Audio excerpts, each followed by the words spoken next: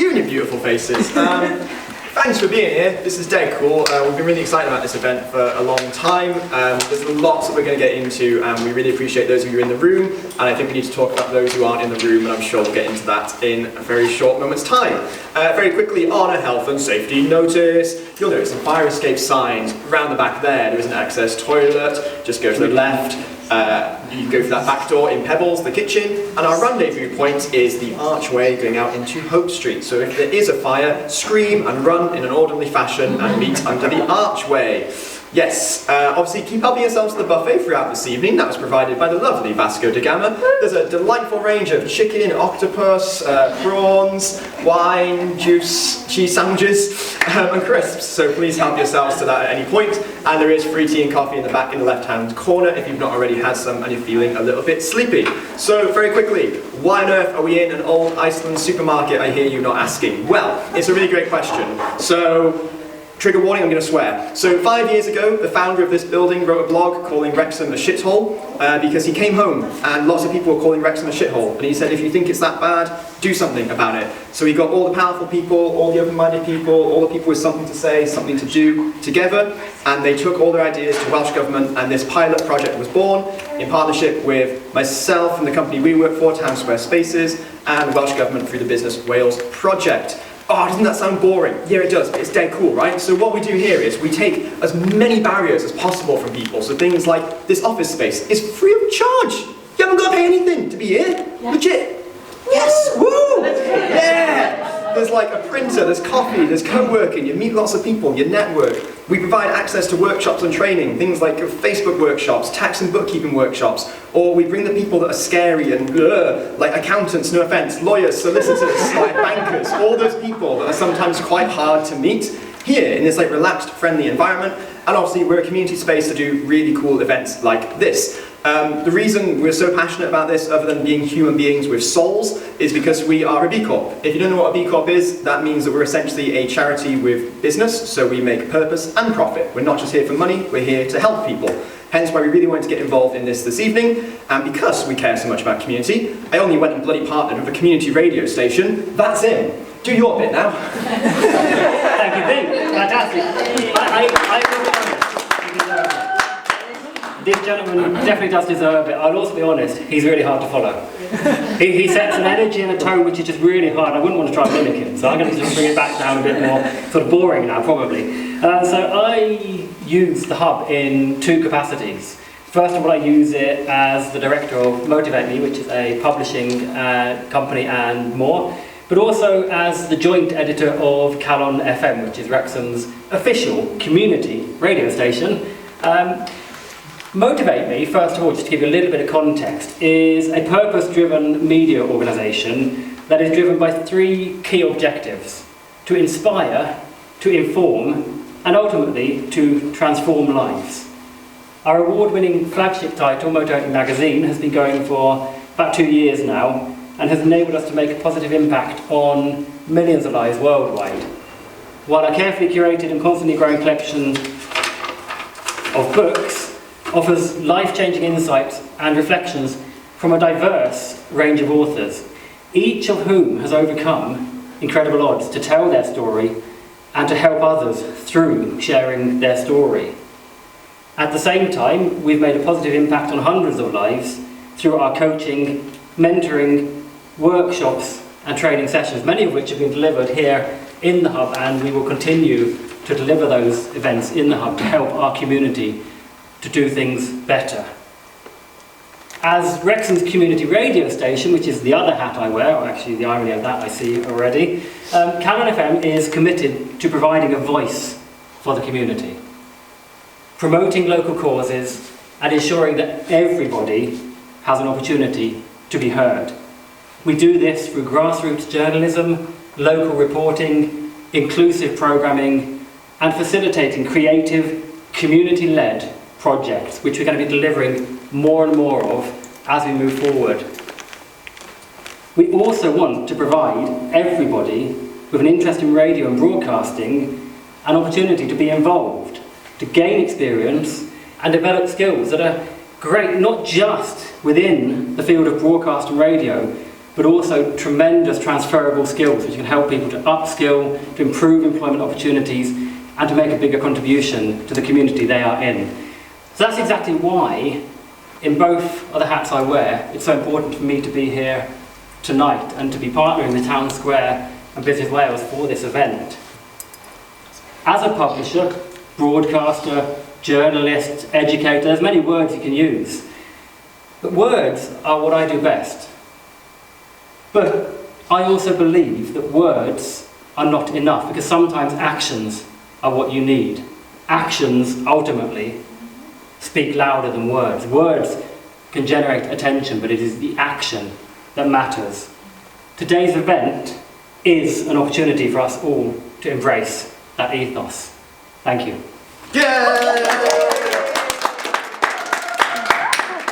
Alright, I've had enough of us now, so I'd like you to welcome an incredible panel one by one. Keep the energy and clap. First up, please welcome Dr. Mary Quinn!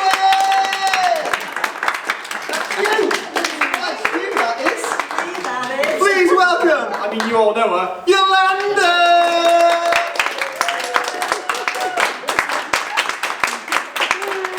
And he's a hell of a designer, not much of a footballer, Roger Gomez!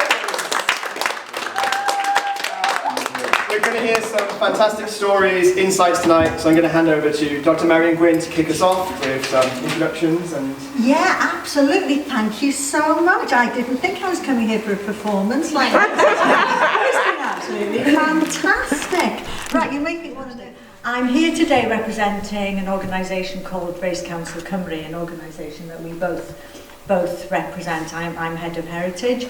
Now, Race Council Cymru is an organisation that represents something like over 150 grassroots minority ethnic communities across the whole of Wales. And so, over the years since it was first established, we have got to learn the problems that people from minority communities experiencing, trying to access funding, trying to get supported. Over the years we have learned the value of, it doesn't matter what we think, what matters is what you say are the problems that you are experiencing. And unless we get to the heart of those, we will never be able to move forward. And by the fact that we are having this meeting tonight, tells us that there are still far too many barriers in place for people to be able to engage and to contribute to the economy of Wales effectively. And so I'm really looking forward to seeing what we can find out during the course of this meeting. So next on to introduce herself, not that she needs an introduction, but I think just remind her the sorts of things that Yolanda does in working within the heart of the community of Wrexham. Yolanda Banu Viegas, hooray! Thank you, Marion. You are always a superstar, and you know that without you we wouldn't be here. And that is one of the things that we need the most, is our allies and our friends to work with us in our journey. Access to, well, the barriers could be everything. There are barriers everywhere, from opening a simple bank account to find out what services are available, what support is available, the language barriers, understanding the policies, understanding the law. So it's just so many barriers that we don't do what we wanted to do, which is, it could be either opening a new business, either as a sole trader or as a community group, that even a community group leads us to become a business, that we don't want it to become a business, but for us to be registered with the Companies House and all of these new words that we didn't know even the translation for them occurs. So I am very grateful for you guys to be here today, particularly Peter and and Business Wales team, to listen to us, because it's not usual. We are just... The moment I try to defend black people in school for not getting bullied or treated any different because I've always had to accept one word, and for me it's the main thing that hurts me a lot. Many people say to me, I like you, I don't like them. And it still goes on today. Do you know, I still have to face it. I even had to put myself in places where I've had to accept people saying to me, okay, I like you, I don't like them. But I'm looking at them feeling like, wait a minute, I am them. Do you know what makes them away from me? It's just that I've been here for the 20 years. You maybe know a bit of me and you don't know nothing about them, but if they get the chance, they might become the same person as I am. So why don't you give them the chance? By me doing that, I was the face of black young children in Wrexham. Do you know, so it could take a black children to go and do something, and I would have been the first person to be called and like, what happened to him? And I'm like, who is he? And they're like, oh, before you would know him because he was black. And so we all then got put into a list where I had to accept by living that way, where it was, I knew even if I met him on a time or I met him before, I had to be there for them at that position, because many people come to me and said, oh, do you know this person? I want to do this and that to this person. And I'm like, wait a minute, I do know him. From the moment I say and I do know him, it would stop all whatever they thought of doing to that person. So I felt like I had to save these people. I had no choice, do you know? And for me, having no choice, I don't have criminal record, do you know? I've never been in jail, but I am not afraid to stick up for my rights, do you know? And this is it. And I still get disturbed by police today for standing for my rights when I was a kid. So when I was a kid, if I seen two black people getting arrested in a wrong way, I would run to the police and I would speak. Do you know, even if I had to get a public order, I would do it, because I thought if I don't speak, somebody else, do you know what I mean, gonna get treated that way down the line. But if I'm there and they believe I'm the troublemaker, whatever, I will take the face for that. So by taking the face for that for many years, I've seen the barriers where when I actually tried to change, they tried to like bring the background out of me. Do you know what I mean? Like they wanted me to go through a process where I had to speak with police monthly just for me to do youth and community. But no one else in my class would have to do that. And I looked at people that have been to jail and they were in my class, but they still didn't have to do that. But it's because they didn't know nothing about me and it wasn't on paper, but they've heard they had to try and get a certificate. Do you know what I mean? Of something bad out of me. And that was my main barrier. So I wasn't accepted to do many things as Richard Gomez. The moment I created AML, I had no phone calls, but people asking me to do everything. And it feels like I'm still the same guy. I still dress the same, walk the same, talk the same. I haven't changed nothing, I've just got a brand.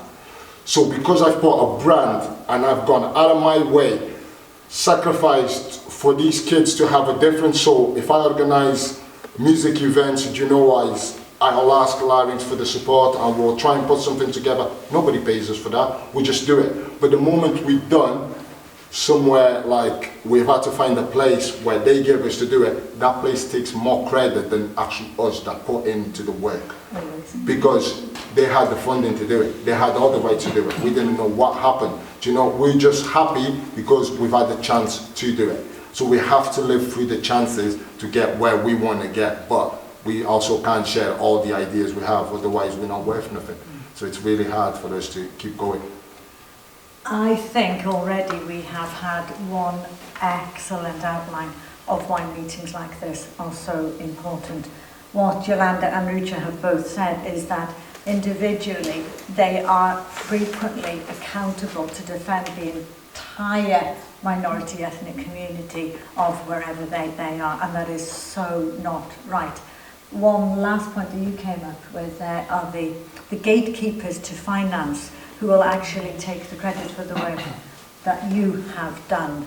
I remember going to an event with Yolanda several years ago where we were talking to members of CLPW, and they were just explaining some of the problems they had with just day-to-day living. For example, trying to get a mobile phone contract. Because their English wasn't good enough to understand the contracts, they were inevitably drawn continuously by the people selling them their contracts to the most expensive contracts that they just did not need. But because they were vulnerable, because they didn't understand the basics of the contract, then they were just forced to take these unnecessary, hugely expensive contracts. And I think the points raised here, I just emphasise it, just a few of the barriers that are put in place. We all face barriers when we're or most of us face barriers when we're setting up our own business, when we're trying to forge our way through lives, facing bullying, but there is something different if you have a different accent, if you have a different skin colour. It's something you cannot opt out of. You cannot opt out of your skin colour. And if there are barriers that can be put in place, they will be put in place by certain organisations, by certain people. Or whether it's deliberate or whether it's just through carelessness, but it is through, I think, the point that Yolanda has just said, unless we can bring people together to talk, then we're not going to be able to do it. And I think the point that you said about once you got your brand, everybody wanted to know you. But how do you get there? The point I know from many of the organisations that we have is that they need to access the money to be able to get themselves to a certain size, but they can't access that money until they are a certain size. And so there's this continuous circle that goes round and round again. So you have pockets of incredibly talented people who are not able to move beyond very low levels because of these barriers that are put in front of them. So what I'd like to do now is, it's lovely to see so many people turn up here, which I hope means you've got lots of things to tell us. I'd like to thank Peter for just outlining a few questions here. Now, even though we have a few questions here just to start the conversation going, doesn't mean we have to stick to these questions, because I'm sure a lot more issues are going to come up. But what I'd like, first of all, perhaps if you could just throw out to us the sorts of barriers that you faced when you have been trying to access funding or support for your business, either as an individual or as a group. And do we have time, Yolanda? It's just yes, we don't maybe have enough time, but we have to do something about what's all these barriers. For instance, applying for funding. It sounds all very pretty because any funder with their amount of funding, they publicize and everybody can apply for it. It's all good, but then depending on the amount of the funding, if it's £500, that's fine, we can all have it and share, or sometimes fight between us, small groups, for that £500, making us maybe not liking, oh, why did they got to 500, we didn't. But if it's more than 10 or 20,000 pounds, it's a different matter, because they will check on everything, which is everyone can check, because I was kind of forced to make CLPW, for instance, a community interest company. I just wanted to be a community group, you know, just to organize our events and our parties and our traditional things. But everything is online, so everyone can go and access to what we've been doing last year in our accounts, blah blah. Oh, it might be, as it said last week, for instance, they can't do it for us because if a big organization that supposedly have to work with BAME groups, and they can't because they don't understand us, they don't understand Portuguese or Chinese or Indian, so they cannot just enter into our groups and expect that everything's going to be easy for them, because it's not. We work based mostly on trust. We need to do trust, you know. These are my cousin, my other cousin over there, you know. So we and my sisters. That's how we mainly work. It's by trust. So, and we do a lot of free work for each other, which is not fair, because we cannot access bigger funding to pay proper salaries to everyone. Sorry. I would like Yolanda to share one of the problems that she has when filling in forms because of her name. I was going to say exactly. Oh, yeah. Because, as you all can see, my English is good. Yes. You know, I can say it. But my English is the way it is because when I came here in school, I had to bother with the people that were here. So I learned how to speak it. You know, when it comes to fill a form, I can't do it. So when everyone says, oh yeah, apply for this, apply for that, I rather don't apply, because I rather don't do it than make a big mistake. Do you know, when I started the business, I got told, come here and we're going to apply for these funds, we're going to do it. So I was just guided. So I just went with this group of people and I tried to apply for the fund. Everything was said to me, all right, your fund is applied and we'll see what you get with it. So then I spoke to I think it's a director, somebody that's meant to guide me through the fund, and he's telling me, listen, all you need to do is bring me all the invoices. So get these things done and get me all the invoices. By the time I got all the invoices, so I went into Tipau, they leaded me to go into Tipau, open a shop, spend in making a shop happen, do you know, so get the stock and everything. I went and asked for little loans of people that I trusted, and I said, listen, they've said they're going to give me this money back, I'm going to pay you as soon as they think, I just need to make this happen. These people trusted me, giving me the money. By the end of it, I did not receive the loan because I was a student in university. By the time I didn't receive the loan because I was in a student university, I had now a debt. So I'm like, okay, do I keep studying online in front of this computer, or do I try and sell these 50, 60 t-shirts and tracksuits that I have here for me to get what I wanted to get? It was a big step in my life because for me it was the failure that actually made me who I am today. Because the moment I failed, I said, listen, I've got a debt, I can't run back to family and ask for this type of money because my family wasn't raised that way. So what can I do? I said, the moment I sell all these, I'm going to pay everyone, but that doesn't lead me. So for the year that I actually promoted and give 100 into my business, it wasn't because I wanted to make it happen. It was because I was actually in debt. Yes. Do you know, and it was debts that I never actually went to ask for that. I got told by a company, you're going to get this money. This is how much you're entitled to. Do all this, you're going to get it. I've done it. You're not allowed. Okay, what do I do now? Apply for this and this. Wait a minute, I can't even apply for this. So I'm definitely not applying for all that. And that was it. And this is where I am today. Do you know, I go around, I went into my community, I go to Queen's Park and I sponsored the football team. I didn't have the money to sponsor them, so what I had to make the agreement is I give them free clothes as I can make. Do you know, I make sure we get all promotions, I do all the marketing for the team that I promote, and I make sure I inspire the lads to come and play for the team. That was only I can give them, it was only my words. And from the moment I've done that, I've actually gained more than 15 players. So the team that I sponsor got more that we actually planning to make a reserve team. Just because these people want to play football with AML on their kits. If I had the help of if I knew where to go and get this help right now, I would be there. Trying to get more help so I can go and help these kids, but I don't know where to start. So I can just keep doing my best, you know. I've been to a school today where I've gone to do an interview. So these are kids that have been kicked out of school that I went to. And I give these kids t-shirts. I have to inspire them. I can't just turn there and speak. I have to give them something for them to see the interest on me. It's all coming out of my pocket. Do you know, but when I go to these places and these teachers and stuff put the posts, they just said, I've been there, I've been doing it. Many people seen it like, oh, you're doing well. But deep down in my book, I know exactly how much I am struggling. And I'm just keep going because all I have is faith. And I believe I will make it regardless, with it or without it. So I just keep giving my all. But, do you know, like, just simply form is my biggest problem, signing in forms. I think you're certainly not the only one when it comes to forms. Yeah. And I fill out loads and loads of forms for everybody else.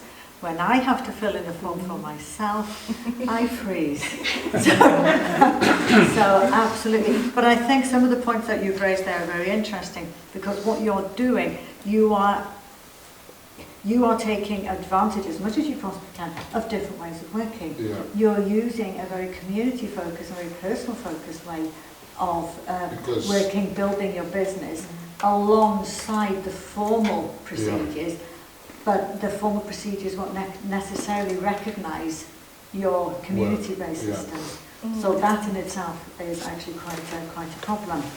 Yeah. And I know as well from what Yolanda was telling me, in form filling again, but from another perspective, is just the names that some people have. Yes, do you want to just explain that? Sure. For instance, in Portugal we all have long surnames. That also happens in Spain, also happens in Brazil, also happens in Italy and other places.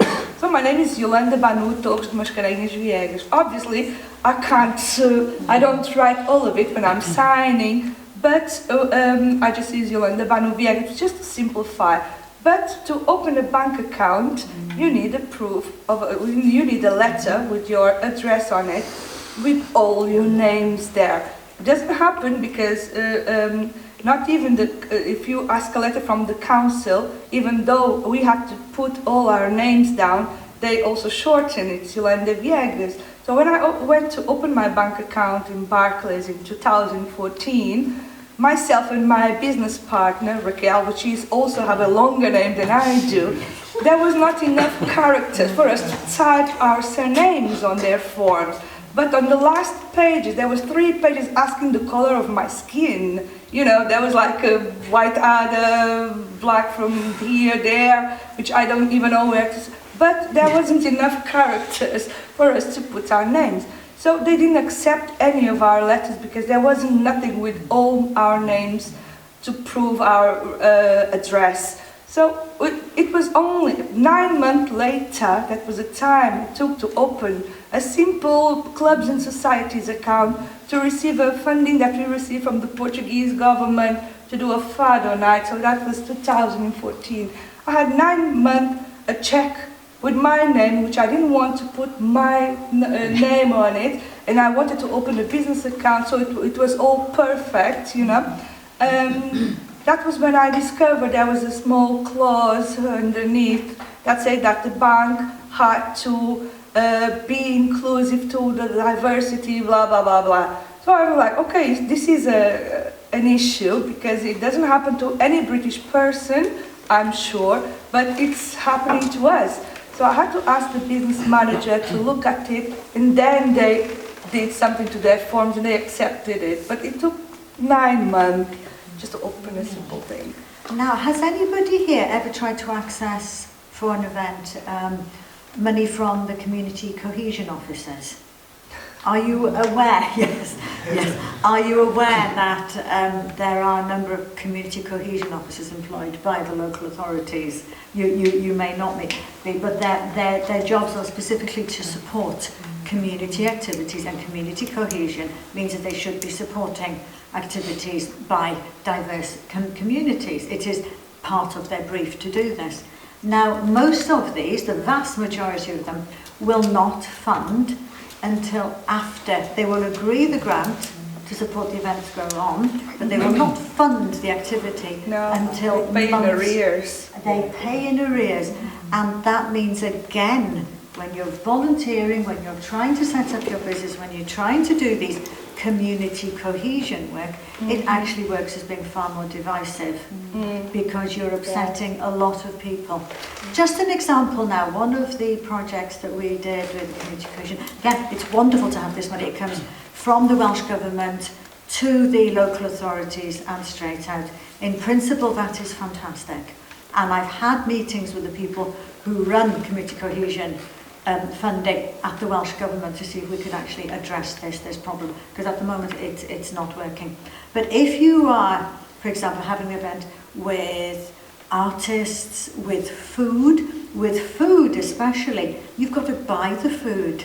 You've got to, so there is an actual outlay. And sometimes if you've got a large event, then you're spending, say, £300 for food. Now that has got to come out of somebody's pocket before the event. And whereas you might ask an artist, oh, please could you do this and I'll pay you afterwards, and they out of the goodness of their heart will agree to do that. But it can cause friction, because I know certainly one of the projects that we did, it was about 2 to 3 months afterwards that the cheque actually came through. Now that is... It happens with me as well. Exactly. And it's bad, because I usually use the Portuguese businesses. They're all family business. And for me to ask them, can I do an event? I will have £700.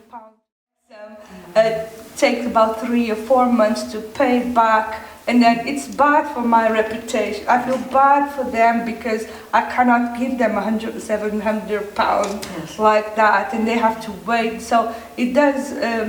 It's not suitable. It shouldn't be that way. But because we are not funded whatsoever, we just apply for small pockets now and then when it's available, when there's something.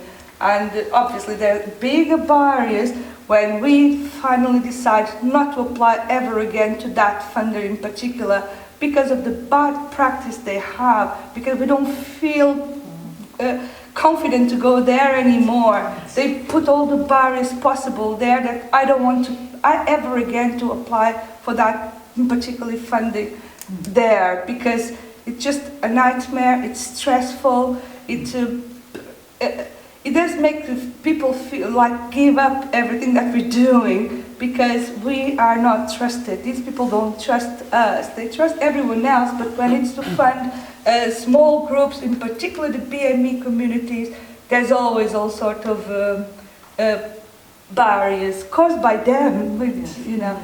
I think what's coming out here, especially very strongly from Richard and from Yolanda, is there's actually genuine reputational damage here by the fact of the people that Yolanda has to deal with and Richard has to deal with. And if they can't fulfill their obligations, then that impacts upon them personally and professionally. And I think that has serious consequences. And so if we're on about inclusion and engagement, then causing reputational damage to the ones who are community leaders is not an effective way of how we build communities up. So I don't know whether any of you have any experiences of anything like that, but to me, I find that just appalling. But yes, it is a major, accessing the forms is a major problem. Reputation Writing reports. Yes. My God. Yes. They ask questions that I don't even know what I'm supposed to write down. Yes. Or at the end of a small event, for instance, and I notice other organizations with much smaller events with less people than the ones that I organize, with sometimes like 10 pages report. And it's basically like, okay, in my event there was 300 people that attend, we spend that on food, we spend that on DJs or this or that. That is what a report means to me, but it's not good enough for Welsh government or, you know, bigger funders. They like to read all that palaver, which for me is just wasting time because it's not my thing sitting down all day writing anything in front of the computer. And again, you've got, as far as funders are concerned, they have their trustees, their chairs, everybody else that they need to, and so you get a long chain of procedures. Yeah, and this organization, most of them, they have their own grants officer, which is something that we always said, we need someone like that so we can apply for, write the English that you want to read and with the terms that you want us to use, because we deliver. We can say that because all of these big organizations that gets the funds, they ask us to do their job voluntarily. We do, because we are helping our communities, you know. But that's why they keep getting and we don't. So once we stopped and we did, and I completely said, I'm not doing this for you for free again, things started to shake a bit. We then received threats that we are a threat, you know, so it can go as bad as that. But I lost my track. That's okay. I mean, this actually strikes a note to something that's been happening recently that I've been spotting. There's a lot of pressure, especially since the tragic and appalling murder of George Floyd, the pulling down of the Edward Colston statue in Bristol. There's a huge emphasis now on organisations that are applying for lottery money, say, you know, Heritage Lottery, which I think is fantastic, and Arts Council money, that they have to engage with minority communities to say that they have consulted them. Now, that consultation can be a 5-minute telephone conversation, and they will ask for a letter of support for their project. But it doesn't necessarily mean that they will involve you in any of their projects, nor does it mean that they will pay for you to advise or take part in their project.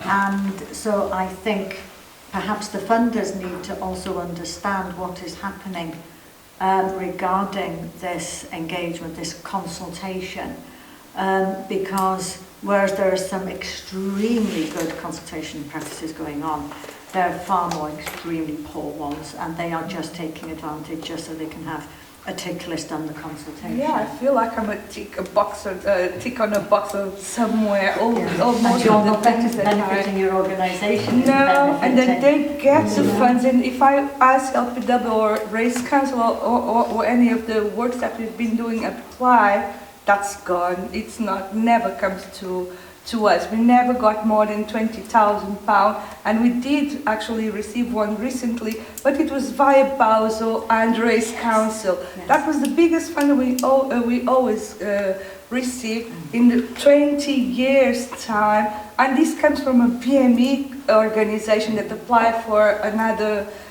funding to distribute just for BME organization.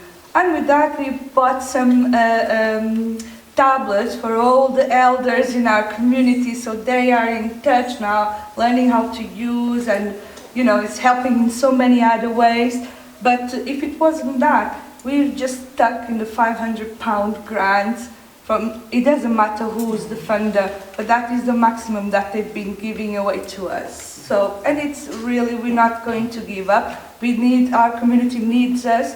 That's why we are still here, because people need us. If they didn't, we just get another job somewhere in a factory like before. I was happy there as well, so it wasn't a problem. But you both are changing communities, as I'm sure. No, I see not many just us, we all familiar do. faces here. We have in the Lizzie audience. there, for I know. example, and she does a wonderful job as It's well. amazing, absolutely. But Yes. that's the thing, if she worked for Bowser, they do a wonderful job. But if Lizinette, for example, wants to apply for something, she cannot use Bowser. If she wants to do something for the Portuguese, for example, she had to start an entire new process just to do a simple thing. So, listening to you now, we've identified multiple barriers already.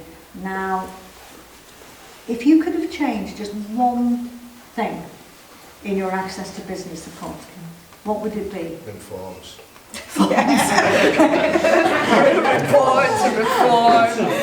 Phone calls. Yeah, just the communication side, Form filling, like, I think if they said to me, what's your idea, and I could explain, do you know what I mean, and I could get a better guidance, they would understand better than trying to get me to write the idea down or finding the people to do the idea first. It just gets really hard sometimes just to focus. Like when you got a plan, you just want to actually work on a plan. You don't have to go round and round and round about, you know, just to try and get that one so vote to get someone you to to the talk plan. to who can help guide and form as you're talking about it. Yeah. Someone to help us to write it down, like these grant officers do. They know that this funding everywhere. We have the ideas because people talk with us every day. They tell us, oh Yolanda, we need this, we need that, or it would be good if we have like a Portuguese classes for children. And I'm like, okay, so what do I have to do now? You know, that's why there's always people that comes to our events, because this is something that they ask us to do. It's not our, okay, we do put our creativity there and our imagination to make the activities more exciting and so on. But it's so hard to find someone who understands us, to write down what we want to do. We might not be very good accountants, for instance. We're not very good writers, let alone sometimes speak what we want to do. But someone who tells us what the procedures in the first place, so we don't get in trouble at the end of the year with all taxes. Explain us what is this taxes about that we have to pay, what are these policies, what is the legal side of it, because the law here is different than in our country. So someone who lets understand this, but not just bit by bit, but on a bigger scale, what we have to do. So we are doing the right thing. We are, for example, now we're in the middle of the pandemic. What is the procedures? What we have to do? I know we read all the news and this and that, but an update would be a good idea. So we know we're doing the right thing for our business and our communities as well. Because I know from the a lot of the grant providers, they try not to be too prescriptive about the way that you apply, because they want the application to come from the heart of the community, and they want the community to form it themselves. With me as well, but if there are barriers, you can't do it. Yeah, with me what makes it hard is the fact that I just have so much people around and expecting so much more, do you know what I mean? And the people that are actually doing that job can't actually help me just because of fund. Do you know what I mean? So even like I have people that actually want to work with me, but they also have families to feed. So if they are comfortably getting that wages, they're not going to come and waste their time by doing, even though they think it's a great idea, but then they say to me, but go and try and get them and them to help us so we can actually stay focused on this. And that has just become a problem to me. I'm like, okay, so them and them, how do I get them?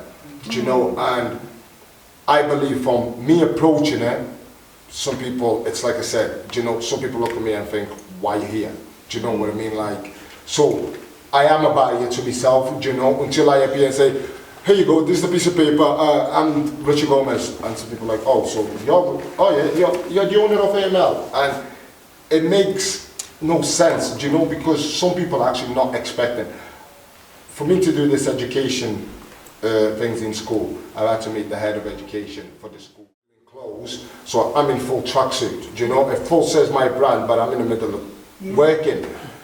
I've turned up now to Costa and I've got 3 men sitting in there and they've looked at me and they're like, is your boss coming out? And I thought, boss? What's it? What? No, I'm Richard, I'm AML. Oh, you AML. And that conversation, it was not the same, do you know? One of them was one of my mates' neighbours, do you know, so he's watched us grow up. Yes. So he's like, I remember you, wasn't you this, wasn't you that? And you're trying to sit there like, was, yeah, was, like, do you know, so can we try and get into the point? From that, do you know, if I actually, the other 2 people didn't actually take the interest, he was already down to say, this is not happening. Do you know what I mean? So then the serious questions come. I knew where the serious questions come. It was straight away as, have you been to jail? Have you got a DBS? And you receive these questions like, I know where all these questions come from. Do you know what I mean? There's no way you've just wanted to have so much interest on me and then you've gone away and you've come back to this. But the reason was I did have it. So because I went to do youth and community, I had to get a DBS. So when I said, oh yeah, I do have these things, was even a bigger shock for them because now they can't say no to me. Do you get it? So they expected now, oh, regardless, this kid's going to walk into this school and he's going to do what he needs to do. So I've gone into school, when I've gone in there and they were like, oh, these kids are a bit naughty, can you control them? And I just thought, listen, this is what I was told about me. I was a bit naughty. And for the 2 hours that I was in, I promise you, I had a fantastic time in my life, do you know? These kids were fab, they listened for 2 hours, and I thought to myself, for me being who I am, it's better by me going to get a course and having a label. Do you know, so the moment I become a youth worker and I turn up to a youth club, they look at me like, I definitely don't want to see him, he's a youth worker. But when I come out with an idea and something to inspire them, they're all down to listen. So why should I put myself a label? No, I just keep doing what I'm doing and being who I am. Because like I said, regardless, I gotta hope that I will get there because I just need to stay focused on what I'm doing and the plans that I have. I think that's a wonderful example of how to reinvent yourself so Yeah. that people take you seriously. That's it, you know, because I thought as well, if I change, then I'm becoming what they want me to be, do you know, and this is the reason, like, I won't, like, at the moment, I get a lot of problems with North Wales Police, as I've got a license for 10 years, I've never had a speeding point, do you know, I hanged around with friends for many years, you know, like in high town blocks, you could come into high town when there used to be the flats, not as posh as it looks like. So that's when I was there. When I came from Portugal, not money, you know, we come from ghetto life. You know, we come from what here people call the council state. Do you know what I mean? So nothing's changed for me. I've come to a block of flats. That's how I was raised anyway. But in a block of flats, there's a lot going on. So yeah, the police that used to come, used to see us. So growing up, like I can get to the position now where I'm stopped by a police and I have 2 different reactions. Do you know? So I have the police officer that's been a police officer for 30 years and he definitely wants to pick on me. He wants to find something. He thinks I've got something on his socks or anything. So for him, I have to go to the police station. Do you know what I mean? And I have the other one that can clearly see he's being unfair, but can't say nothing. So he has to just do his job. So by the end that his job is done and he's maybe taking me back home or wherever they picked me from, and you've got a police officer sitting there going, sorry for what we've done to you. It's too late for me. It's not your fault. Do you know what I mean? And I'm not going to say it's the police. It's not. It's certain people in the police. Do you know what I mean? I don't blame the whole forces. No, because they can also help me in many ways. Do you know? They have. Like many things, when I was young, I didn't understand the law. So when I get into a fight, I'm getting into a fight. But when the police grabs me and they see me angry and I'm crying, I'm biting myself, they could clearly see, listen, this kid's been pushed to this limit. Even though some police just wanted to put me in the cells and deal with it, like, no, he's just aggressive. Do you know what I mean? Certain people, certain police also seen it like, no, he's not just like that. And they actually came out of their way to try and find out more about me, do you know? And I have police officers that come and buy my clothes today because, do you know, I feel to myself when I was in the shop and they used to walk in and they're like, oh, we come to get a hoodie, and I used to think to myself, wait a minute, this is crazy, like, you know, but it's fantastic because it said I'm accepted now. Yes. But like I said in my head, I still haven't changed. I'm still the same person. So why couldn't I be accepted by just being respectful and kind the same way I was? Not the bank that made me kind of respectful. That was the education I had from birth. Wow. So that's all I know how to be.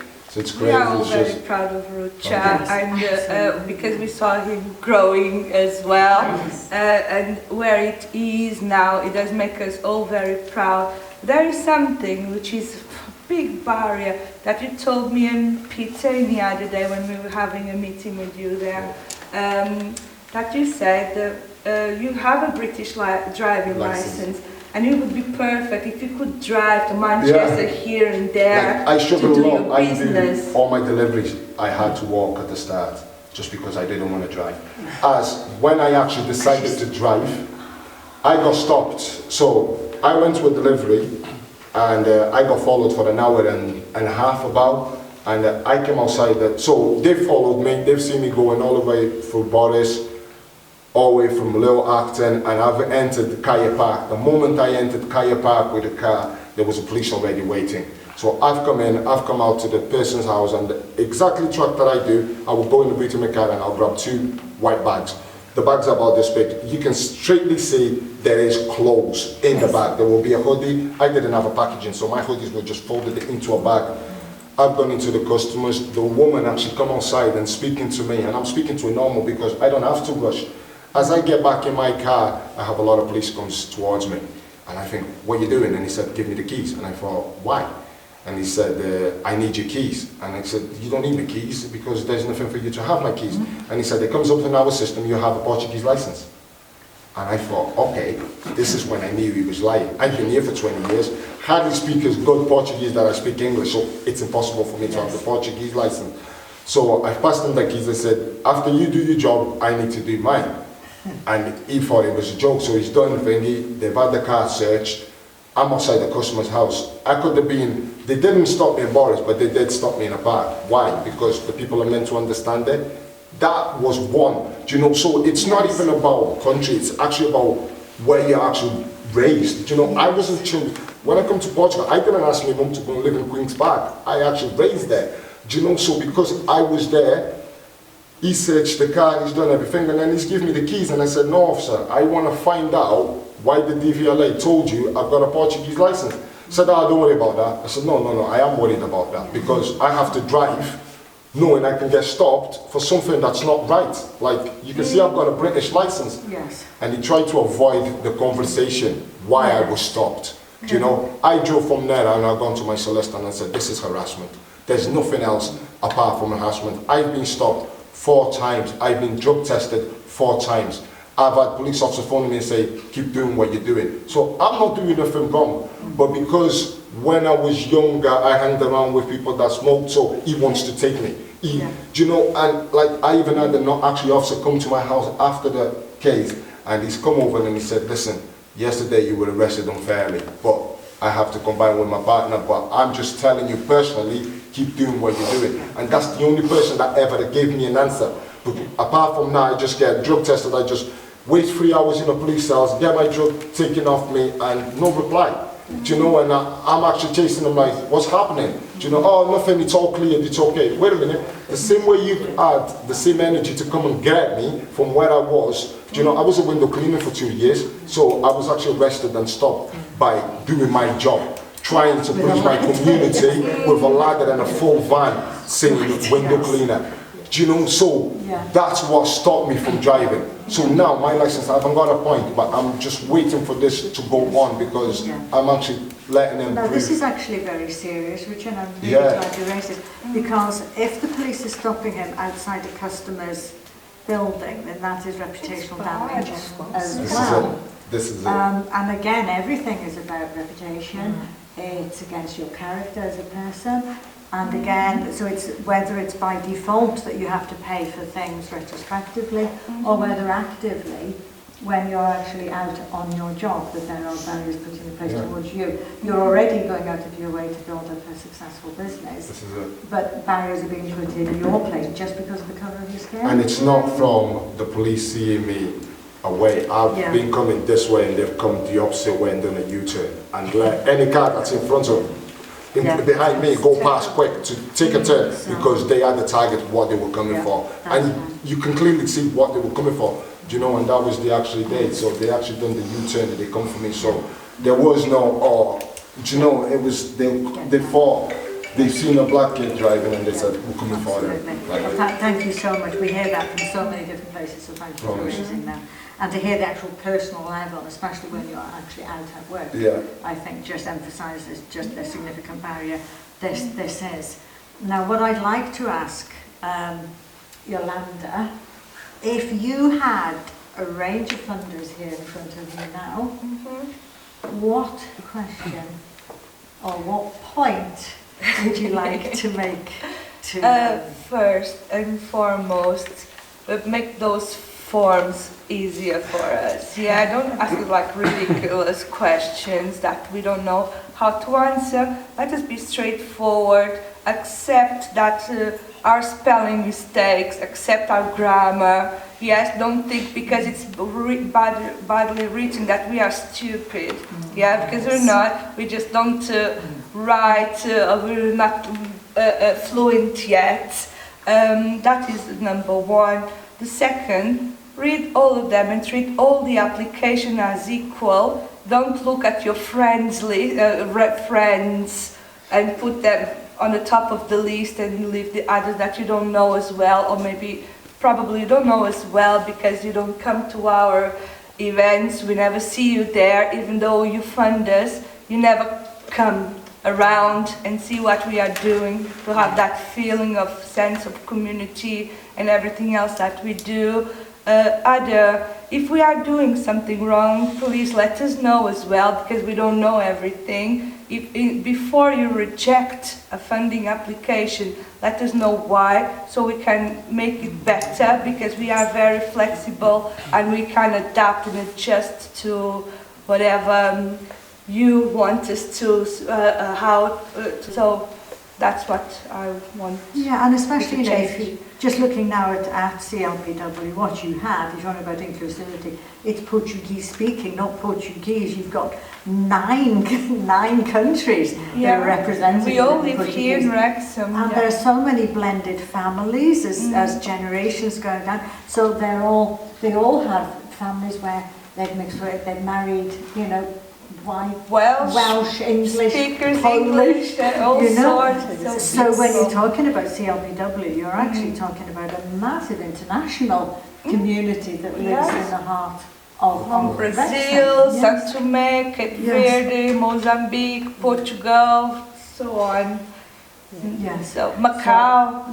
So again, having that more personal communication with the funders rather than just a form is coming out very strongly. Would you like to add anything to that? Just the same, so just communication and be more direct into the point. Like I said, like when I lost all that money, it was just miscommunication somewhere, you know, because I never lied to nothing. I was honest, and then it feels like anytime I want to ask them for any help, I want to take 20 steps back because they want us to, there's only a funding for who's starting this, or if you start in this, but wait a minute, I didn't have time to start, I had to just do it.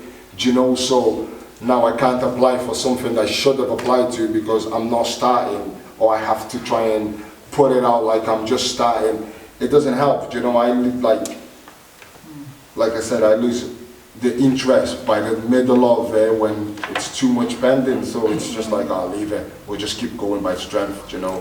So it is the communication and be more direct to what they want us to give. Trust us more. We're not going to run away to another country with 500 pounds. So trust us more. It's something that I would like to see, because we've been here in the heart of this community for so many years, trying to do our best to include everyone else. It would be nice if that happens in the other way around as well. Can I just ask a question, please? Why do you think these barriers are in place? Okay, I can go for that. I see why they've got many of these in place. Otherwise, everyone would be doing what we're trying to do. Otherwise, everyone would be applying it. So we can see. So maybe I say it is security, you know. But if you're unsure about something, I think you send somebody out to see.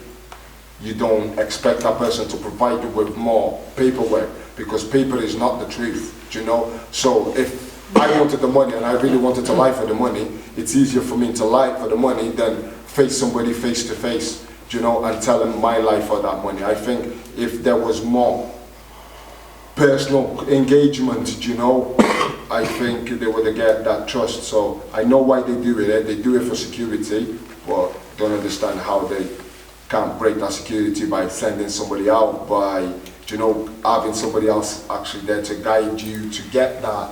And I think it would have been easier if they made it that way. Yes. So I think also there's a massive lack of communication. There's a lot of miscommunication going on here. Because a lot of funders, of course, are themselves short of funds. Yeah. They're able to hand out funds, but they don't necessarily have the amount of staff that are needed to cover all the applications that are coming in. I mean, we'll let the funders speak for themselves. But this is where perhaps having a more open communication system would really help, so that people do understand why certain barriers are in place. And that perhaps in certain times that they can free up staff to come around and visit certain communities. Because, you know, you talk about equity, but if you put, I think there's some wonderful images on the internet, what is the difference between equality, equity, equal opportunities, and, you know, if you can have a 6-year-old, a 10-year-old, a 20-year-old, a 30-year-old in front of a racing line, set them all off, they're starting off the same point, that's equal, but obviously the adult is going to win the race. It is, you know, certain people have more barriers, and you need to understand what those barriers are, and so you can address those, put more money to where it's actually needed. Because I remember talking to, I was speaking to a citizens advice group, and of course citizens advice do a lot of excellent work, and I was speaking to them in an area in England, and it was clear that they weren't speaking to the Bangladeshi community. And of course, if you have a look at all the social indicators, the Bangladeshi community really score low on every single one of them. And yet, according to the population statistics, the CAB were actually dealing with the right proportion of Bangladeshi people. So they had a big tick on their list. Now, with CAB, they don't go out to the communities. It's up to the people from the communities to go to them. But it is clear that the Bangladeshi community had far more problems than other communities in here. It was Bangladeshi and then black communities, especially from the Caribbean, who had all the social problems that the CAB could have really helped. And yet, because on their tick list they had X percentage of Bangladeshi people going to see them, X percentage of black people going to see them, because it matched the percentage of the population, they were happy. What it did not do was address the number of problems that community was facing. And this is where, when you look at percentages, it just doesn't work. You've got to look at where are the problems. So if you see that there are groups, if you're a funder and you see that there are groups that are struggling, then it is worth your while putting in extra funding to support those, to get the worth out of communities, because in my experiences, certainly with Race Council Cymru, with the amount of groups that we support, you put money into those communities, my goodness, you get everything back and far more. Oh yeah. Far more, because Absolutely. it's so community. Yeah. So community. What would you like to say on that? If you had, what would you like to say to your funders? I think I already told them what I would like, what I expect when I'm applying for funding. But I would also love to see you in these events. Come and see what's happening. Come along, eat our food, listen to our music, mix up a bit, open your horizons, because that's what makes us better with each other and everything else. That's what I think. I can't remember what else I want to tell my funders today. I think my brain is tired now. I would like just to add something. Like Yolanda said, and I was thinking about it, it's very important for the funders to come along and involve and see how happy we feel when we do a community event and everybody's together. You know, how important it's for, you know, all of us. And I would like to share as well, because I speak Portuguese as a first language, and I came to Wrexham, it's near 10 years. So, of course, it's a gradual process. I've been learning and improved my English communication, but it's very, very difficult when it comes to complete the forms, because I've tried several times to complete the forms, and it's not easy as well. Open a bank account, because we try, because I came from Santome, and in Wrexham we are almost 150 people from Santome, and of course we want to create something more organized, and sometimes we want to raise funds to help children in our country. So we want to open a bank account just to do our own things, but it's difficult. I tried to open a bank account with the bank, and I've been waiting for a long time. They said they will call me, they haven't called me yet. So they said, oh, it's because of the coronavirus, so it's been a long time, so it's been more than 4 or 5 months I've been waiting. So if I don't chase it, nobody will call me. And I think with our community, because we are used not to get anything for free, we try to do our events with our own money, so people don't mind to bring and share, and we are used to it. But I think it's not fair, because we are here, we are part of the community, should be more inclusive. So we would like to get more support to do our events, you know, like our Independence Day, you know, and be inclusive and invite everybody to come and get to know our culture, you know, we can share experience. And I think it's beneficial to everybody in the community. Absolutely. I think you raised some very good points there, Mr. Knight. Yeah.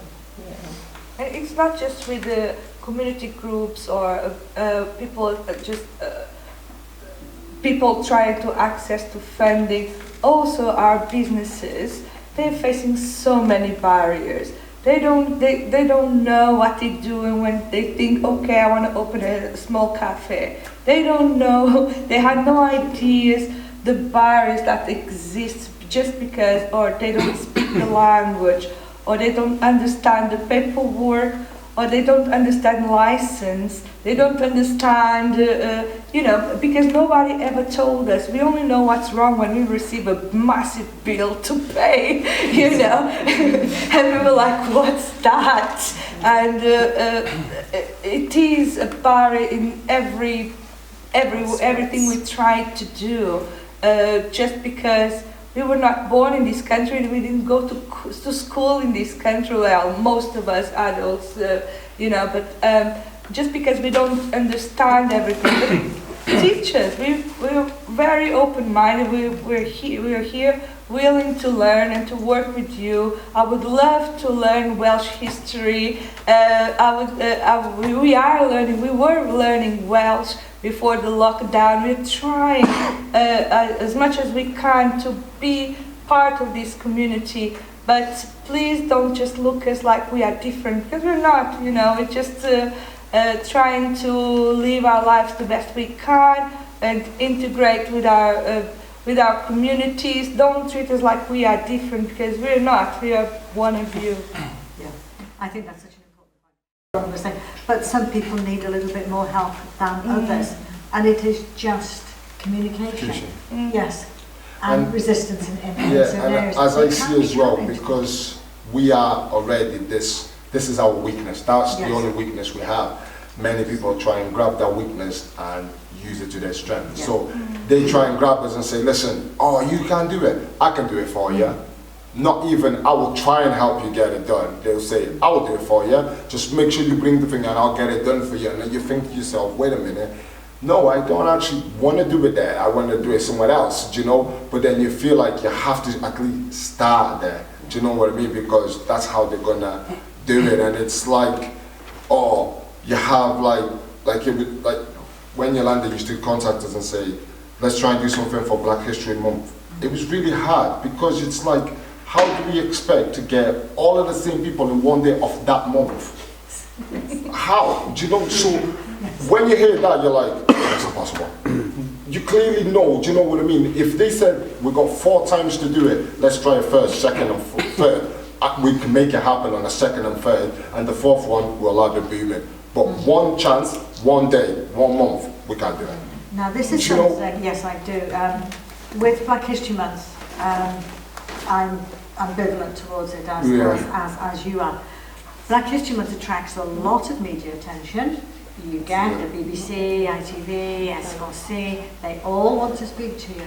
And at the end of Black History Month, you talk like this. No one is interested. Now, that's one thing that I'm really pleased with. Race Council coming as fully supported by the Welsh Government is that we have Black History 365, which means it is spread throughout the entire year. But I find that focus, whereas it's great that it makes people think, and it makes a lot of organisations actually turn to actually look at their workforce and maybe have some kind of recognition for their diversity. But it drives me crazy, and I think it is, again, a kick in the teeth for diverse communities when all this attention is thrown on them and the reporters are your best friends and then come 1st of November, it's who are you?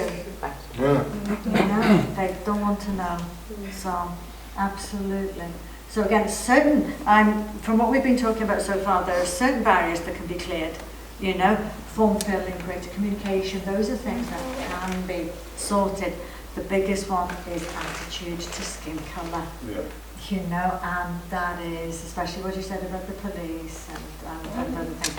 And those barriers are going to take a long, long time. I understood that. This is why when all of the scene come out as Black Lives Matters and everyone was like, please, you be the face of it, because everyone, I was like, no. Like, when I actually suffered with racism, there was nothing there to help me. Do you know, it was me to help myself. Like, do you know what I mean? Regardless how it was, I had to help myself. I had to help myself, even when it comes to interviews and I had to talk. Do you know, I didn't know how to speak English back then, and it was like, I had to sit in a police station with a translator fully well. This translator sometimes didn't even speak Portuguese fluent. So she said, I said something to her, she said something that I'm like, listen, I don't speak English, but I know she's not translating it right. Do you know what I mean? And I wanted to get out of this crap, like, you know what I mean? But it is, you know, and this is why I think, like, not I've gone through it, it's forever going to be here, but my kids mix race, so I can't teach them that. Do you know what I mean? I'm just going to say to them, there are certain people that's forever not worth it in life. Do you know what I mean? There's not communities not worth it. There's not a place that's not worth it. There's certain people in your life that's not, like I say, I love Queen's Park, you know, because the way they accepted me when I was just running around like just a wild kid, you know, and of course they made me part of them. Do you know what I mean? I had people that used to take me in, people's parents that I still see today, and like I said, respect is something you hold forever. It doesn't matter how small they've done it for you.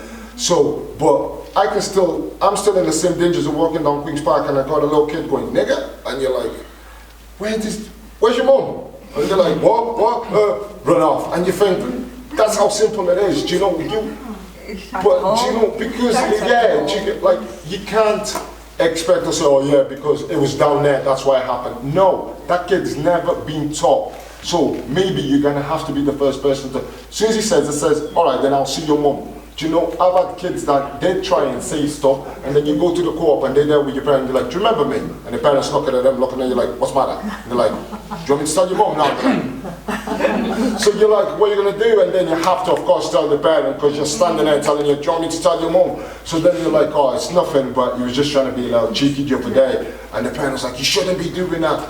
But that was a lesson. Do you know, that for me, that was enough of a lesson for them. Okay, they've been introduced to, they shouldn't. So if you haven't been introduced to, you shouldn't, do you know, you're never going to know no difference. Yeah, like, so and that's all I say. You are standing as the spokesperson. For Yeah, I stand like, as everyone does. This is You it, have like, to I be feel that urge, educated. we yeah, have to do something. I break the ice just like that, Yes. because I've always had to break the ice. I was Yes. always the one in the room, Yes. you know, like Yes. going into house parties and you walk and you're there until like about 9:30, and then there's one that stands up and says something, you're like, you're not real, my night, get out. Do you know what I mean? Like, get out, just, you know, get him out. And it makes that, you know, and then, like I said, I've got Welsh friends that before I could react to racism, they've reacted before me, you know, and they are my brothers until today. So I look at it, I think it's not about a race, it's just certain people. Like I said, it's not the police, it's certain police officers. Do you know what I mean? And so we just gotta keep living it, because but don't be ashamed of who you are. And that's what I say to everyone. Like, I just keep saying that to people, like, don't matter. Even if you are the wrongest sheep in a room, just stand up and be the wrongest sheep in the room. You are where you are, you're not going to change it. So this is it, you know, and this is why I can't wait to go back to Chloe Dog and face, you know, the teachers that actually said, no, he's not actually, not because of that, he's actually this. Do you know what I mean? And it's like I said, only life and time can tell, innit? So you just gotta keep going. We do understand that there is racism in Yeah, everything of course, we do. of course. Racism Not is just in the the air, applying you for know. funding or business, or in every single part It's of in the air. society, from the primary school until like you have to shave your hair Yeah. because you can't have that hair in school because it's not part of your uniform, blah blah.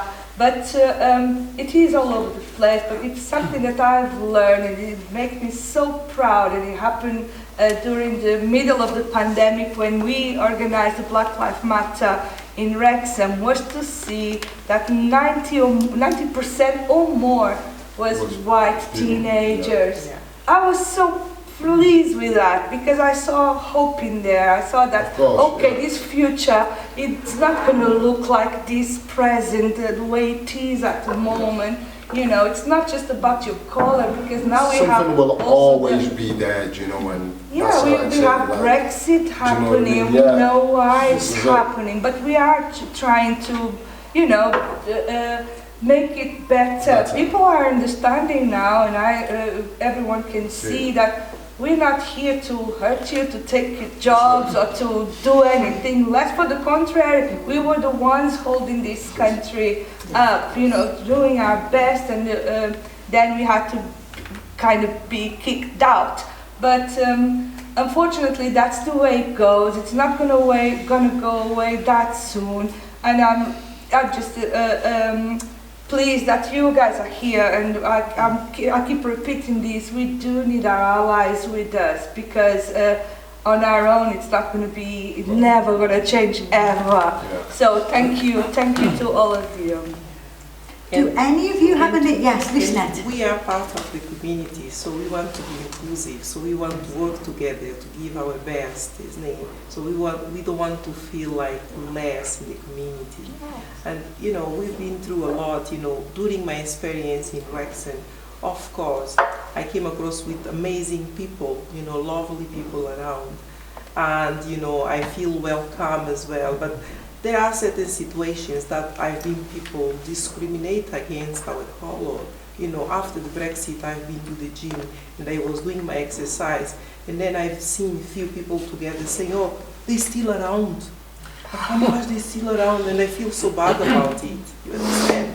So it's like, you know, there are certain situations, but I know how to cope with this. I know how to deal with the situation and I know how to respond to this situation. But there are certain people they don't know. They feel, very frustrated, and it's impacting our mental well-being, isn't it? Absolutely. You need your coping mechanisms. Absolutely, absolutely. So yeah, it's a challenge, but we need to know how to approach people, in different ways. Yes. Yeah.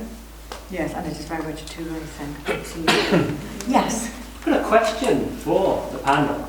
We've talked a lot about particularly the process of applying for funds. Now these funds, they are impacting in a big way your communities, your families, your livelihoods, and the people around you. You're seeing these forms as being a barrier. Do you feel that you are filling in forms that are designed to satisfy the interpretation of ultimately white decision makers? Oh, yeah. Are you seeing enough people of colour participating on the other side of the table and taking part in making those decisions as to who gets those funds? No. Does that happen? No, we don't have representation, so whoever is on the other side reading these forms or making these laws or making the forms or doing everything, it's nobody from like me, it's all we are not represented in any part of society, unfortunately. And yet there are people like Richard as an entrepreneur, like yourself as an activist, who could be on the other side of that table saying this project is worthy of this fund, it would make sense to fund it, it could be supported by people who have been there, and yet that doesn't appear to happen from where I'm standing. I've said that in many ways and in many times. Like I said, I work with the community, so it's not just about my gap that I'm trying to fill. It's for anybody that comes now from Portugal, doesn't have to go through what I went through. I can't say, I had to live two types of different lives. I knew my respect at home, I knew what my mom wanted me to be, but I knew what the streets out here expected me to be, So when I grew up in Queen's Park, like I said, I done music before. I done a song, and when I first done the song, I was like, listen, I'm gonna make sure this song has everything that I wanted to have. So because I was raised in Hightown, and we come from Hightown and stuff, I said, listen, I'm gonna do the video right there. And 10 minutes later, surrounded by police, we've had the report, there was drugs in the bag. And I'm thinking, wait a minute, I've got cameras and a bag. Okay, you've heard the report, there's drugs in this bag, but I've got cameras, so why would I be letting you go? Take a look. He's opened this bag and I've got my old dreadlocks inside of the bag, and he said, why have you got hair here? And I'm like, because that's what's in the bag. The part of the song was coming if you didn't interrupt it. Do you know what I mean? It was just like, so on that point, I felt to myself like, I know what I missed growing up. Do you know what I mean? From the fact of music, from the fact of culture. Even I remember coming into UK, and of course I was a black guy, and I'm going out with a Welsh girl now, and she's saying to me, are you coming to mine? And I think, hell no, why should I? And for them it was like, oh, it's alright, my dad's alright with her. And in my head, it was never alright. Even when I've sat there, I thought, this education is different. Do you know, where I'm from, you don't meet a girl like this at them ages. Anyway, I'm 14, 15, alright, we just go and sit in it, but it's not happening in my country. Do you know what? It's not happening. So I thought the freedom, do you get what I mean, made it like this. So I can understand this point, but they don't really fill the gaps. Do you know what I mean? I can't really just think, okay, this is education. If I have a daughter, I'm going to set my daughter 15 because I live. No, I'm not going to do that because that's not how I was raised. So I'm not just going to please my daughter and fit that side, because she's going to have to understand where we really come from and what it was actually for my mom to get here, and then for me to get here, and for me to give her the life that she has. It was not easy. So it doesn't come easy for them. So this is when I believe if they put people that actually suffered, do you know what I mean, in them chairs, these people would actually know how to change So it. the lived experience is This is it. Do you know, essential. when I go to these schools and these teachers literally don't actually know how to handle them kids if these kids went off. So you got one room, 3 teachers just sitting there, but if one of that child got up and started going wild, they wouldn't know how to react because they were trained by paper. They weren't trained by lifestyle. They don't understand the real feeling of that child, what is real emotions. Do you know? So this is what I say. This is why, like, when I go down to the park and I hear these kids swearing and stuff, hey, you know, swearing. These are the jobs that I don't see the managers doing. They just accept it because in the end of the day, we're down here, let them do what they want. Do you know? So I see many people sitting on that side of the road. They are actually in fear. They just got a talent. Do you know, they don't have the talent, I mean, they just got the qualification that they studied for. So the experience and everything that's actually needed to take on that job, they weren't actually ready for it, you know. I think that is absolutely crucial, and one of my friends is a Jamaican lady. She's one of the few black teachers in Wales, and of course you may have seen on the news recently, it was announced that themes and experiences of minority communities is now going to be embedded throughout the curriculum in Wales, and she does, and it's all voluntary and in her own time. But she understands because she was 9 when she arrived in a little Welsh village. She's a fluent Welsh speaker. What it was like when the white teacher was trying to teach anything to do with black history. There was about half an hour on slavery. Yeah. And because she was black in the classroom, that the teacher just didn't know what to say. She didn't know what language. She was frightened of upsetting. Because that's one thing again, is that a lot of white people don't understand. We think white is white, black is black, but of course there's all the different countries of Africa, all the different countries of the Caribbean, and within Nigeria, there's 400 language groups. Ghana has over 100 language groups. So the variety within that, and having everything lumped within the concept of what is black, and expecting one person to be able to represent that community is impossible. That's it. I don't speak for the white community, do you know? And it is that understanding. The more we actually meet, the more we actually integrate, the better it will be. Another thing with grant funding that I've sort of been picking up here, and certainly I know that I hear a lot of, is that it can work, especially with these small pockets of funding, which tends to be what a lot of the groups here can access, is that it puts minority groups against minority groups. Yeah. Because it's almost like a competition, and instead of them being able to work in partnership, it can build a lot of resentment. And I don't know if that's anything you want to... Yeah, we've been experiencing and also witnessing that all over the years. In particular, we know we can only apply for small pots of funding because we were told by these even medium to big funders that we should never try to apply for a medium fund because it's just wasting our lives. I was told that here in Wrexham with the services that they were supposed to support us and encouraging us. So even we could even tick their boxes because it's now kind of a trend to be inclusive, finally. But when there is this small pots of funding available, for instance, let's say the Wrexham Council have £500 to give for Hate Crime Week. Yeah, so obviously since I started the campaign a couple of years ago, everybody wants to do something about it, which is great. But then if you split the £500, it's nothing much left. So there is only that £500. So it's my group with other black group, another black group, and other maybe Indian or who wants to do, and we are all applying for that £500. So instead of us being, instead of us being trying to help each other, we are in competition with each other, which is not good because we don't want that. They are our brothers and sisters in other situations, so we don't want that, but it does happen and it's not good.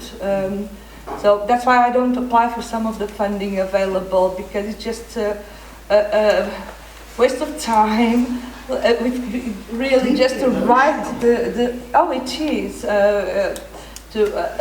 not just emotional, but also it's time consuming just to write a final report, and then being told, oh, we cannot use these receipts because it's not it's nothing, it's not describe what you bought. And I was like, well, you are a community cohesion officer, let's say it, and you don't know that if you go to any foreign shop, it's the same sort of receipt you're gonna get. So if you don't know, I have to teach you that. Yeah, it did happen. I had to explain that it doesn't matter which foreign shop you go, even if it's described, who can read? Nobody knows what's in there, you know, it's a foreign language, so they usually tend just to give the total. So we use these receipts of food and everything that we buy to organize our cultural events, but that receipts are not acceptable by the council. So I had to go to the shop and sit down with the person and write down everything so that I could get my funding in arrears paid back, because we already used our own money to buy those products. So ends up a big nightmare for us, making us not helping at all. Actually, they're doing even worse. So we just tend just to do our own thing and well, wish for the best really, and apply just for funding where it's distributed by BME groups. Otherwise, it's just a nightmare. I just don't know where to start. I look at them and I think I can't do this.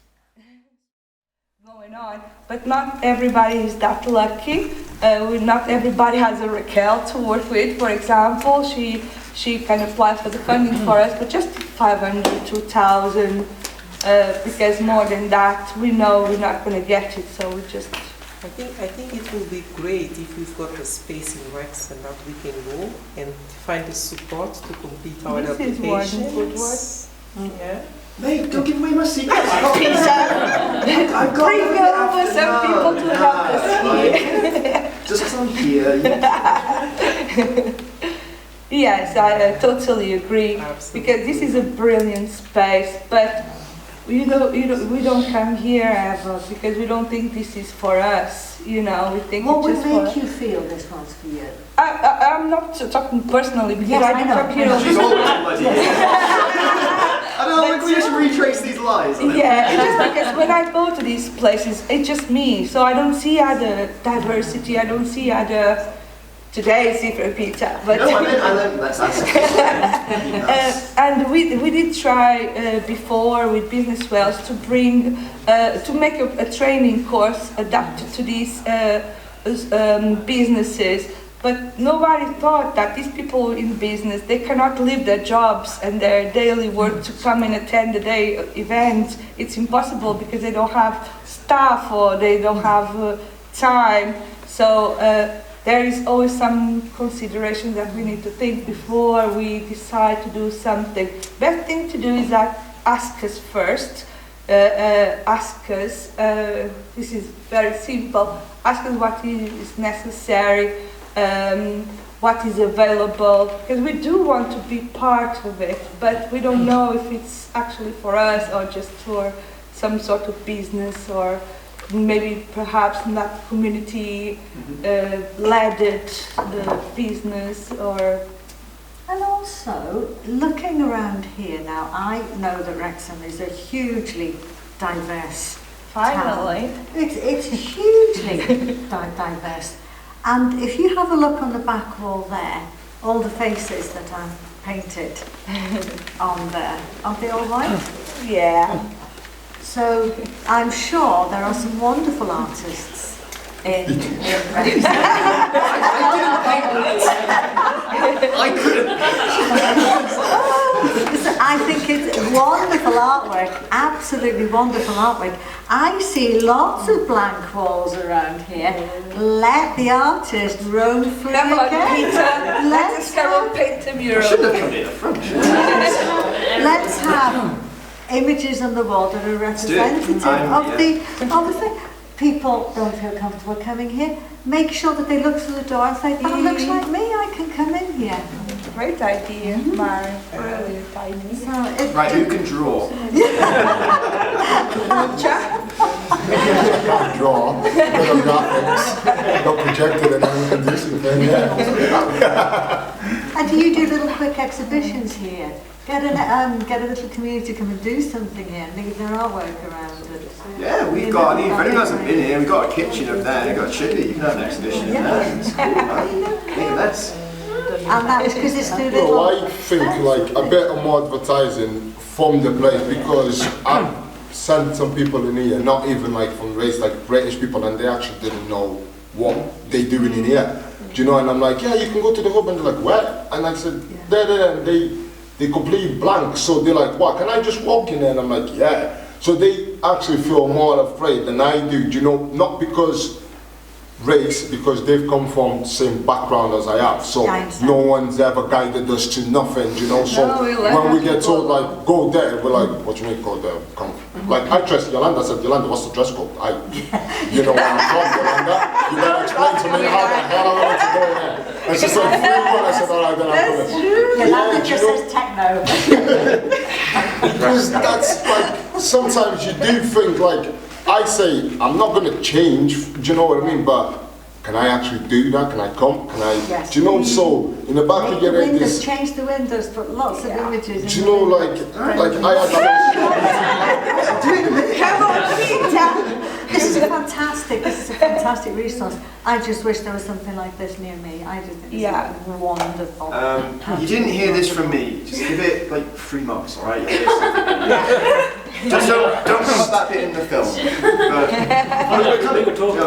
I know. But the fact you're having this event here is just fantastic. Oh yes, absolutely. I think it's actually the first time somebody organized a Black History event that it's not part of our usually groups, and to do these sort of questions and to understand there is a barrier, there is a problem, and that what can we do? What can we do to change that? It's the first time that I'm actually in one of these sort of events. I'm really, really grateful for you guys. Yes, it's wonderful. Really. Do any of you have any questions or points or? So I have trouble with the sort of like box ticking. Yes. So how can you sort of be representative without almost being that box ticker, I suppose? How do you find about, because like obviously not wanting to offend or just make it up like you're being like making up statistics, that's something that people should want to avoid. So how do you do it without being offensive in that sense, I suppose? So you're saying, so when we got all these boxes to tick, how do we go?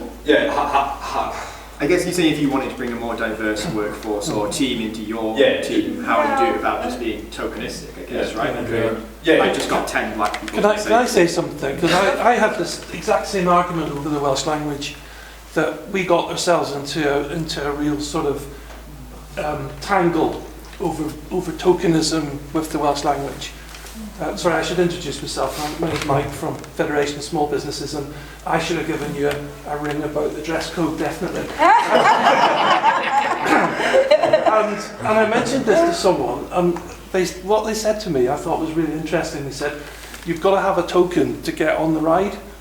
So, so what they were saying was, okay, that might be a sort of a means to an end. And we have a similar issue. We're trying to sort of become more diverse as an organisation.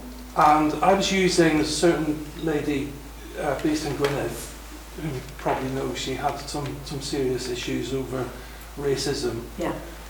She's now, if you go on our website, she's actually the first face you see on our website. I've used her for a couple of sort of focus groups on various things, and then she sent me an email and she said, am I getting all these opportunities just because I've got a black face? And I had to going on for a long time. A couple of people cancelled. Would you like to come? I'm the most ignorant to that comment. I'm like, no, not going. Because I was your last option. And I'm only your option now because when you actually looked at it, it made sense if I was on it. Because it would make it look like every background is involved. But when you made your plan, you didn't include me, so I'm not coming. Do you know? And it's not that I'm being rude or because sometimes it's like I said, I didn't do this to get money or value. I knew what I wanted when I done this. Do you know? I just done it for freedom and to help who I could help. And if I could change maybe, like I said, I've come here and I've lost friends, you know, I've had friends deported. So when I seen them getting deported, there was one thing I said to myself, I said, my mother put me here, I will not let this country kick me out. I will walk out if I would ever want to leave. So this is the reason I do what I do, you know what I mean? And I stay focused to what I done, because it's like I said, I didn't do it just to better or to prove nobody a point. When I actually done it was for the actual changing of myself. Like, I'm going to do this because I need to do this for myself, not for anybody else, for me. So that was the moment I took my steps. So that's what I said, like when they just want the credit and fit you in or get you into this job because you're the person that fits it. I know the values, like even on this, I said, what was the question that's going to be asked? Do you know? Because I always got to think, I'm not just doing this to come and make a bigger picture. No, I want to make the right picture. Do you know? We're not just here how to... you should be. Yeah. How should I be tonight? Yeah. Which me should I be? Basically, I long for the day that we don't have to have events like this. We don't need Black History Month, we don't need... And that you are invited onto a panel because you're an entrepreneur. It was, yeah. It is, just an entrepreneur. This is it, that's it, this is it, and like, that's the way I'm getting accepted in schools and stuff, because of that, and also they seeing that this guy is actually changed, you know, he's actually that's fantastic. I mean, to be a role model and inspirational is fantastic, you know, and taking nothing from it, because you will be helping a lot of kids. You know? And the other thing about the boxes, really it's terrible. It's the worst thing anyone can ask anyone is, what color are you? That is not what we want to know about people. It's okay. I would prefer if that box was, are you a good person? Do you have a good character? What's your personality? Those are, you know, this is Please what... don't ask me that. It's not, I know, you know, that is what's more important. I'm not going to give a job to someone just because of the color or because they have the right color or the wrong color, you see? So it's much better if you want to become more inclusive. Just be honest and say, we welcome black and minority ethnics to this job position. And you don't have to give that job just because that person is black. It's because of their skills, their qualifications, you know, because we don't want to then come to this job all fancy, we're like, we don't know what we're doing here, you know. I would prefer to be in a place that I know is suitable for me and I'm the right person for the job. You know, because it's not a person issue. It's sometimes the company or the organization reputation that he has, and that is the barrier. So the best thing to do is just to go face to face and speak with the people and let them know. I think it's that will change.